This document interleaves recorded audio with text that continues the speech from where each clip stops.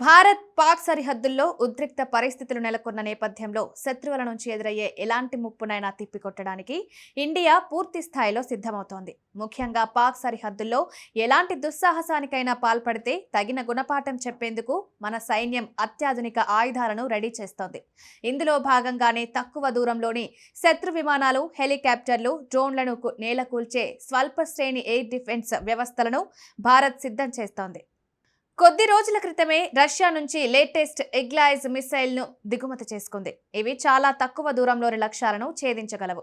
అత్యవసర పరిస్థితుల్లో ఆయుధాలు కొనుగోలు చేసేందుకు ప్రభుత్వం ఇచ్చిన ప్రత్యేక అధికారాలను ఉపయోగించి వీటిని కొనుగోలు చేశారు. వాస్తవానికి కొన్ని వారాల క్రితమే ఈ క్షిపణులు భారత్కు చేరుకున్నాయి. ఇప్పుడు పరిస్థితులు ఉద్రిక్తంగా మారిపోవడంతో శత్రువులకు ధీటైన సమాధానం ఇచ్చేందుకు వీటిని రెడీ చేస్తున్నారు.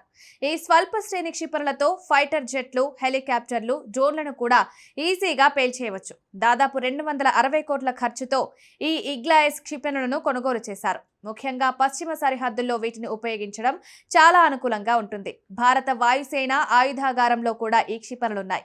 ఇటీవలి కాలంలో ఫాస్ట్ ట్రాక్ విధానంలో ఆయుధాల విడిభాగాలను కూడా దిగుమతి చేసుకుంటున్నారు. సైనిక దళాలను ఎల్లప్పుడూ యుద్ధానికి రెడీగా ఉంచేందుకు ఇవి ఎంతగానో ఉపయోగపడుతున్నాయి.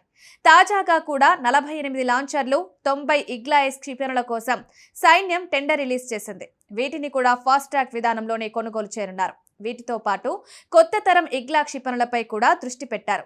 వాటికి లేజర్ బీమ్ రైడింగ్ కెపాసిటీ కూడా ఉంది. భారత సైన్యం 1990 నుంచి ఇగ్లా క్షిపణులను ఉపయోగిస్తోంది.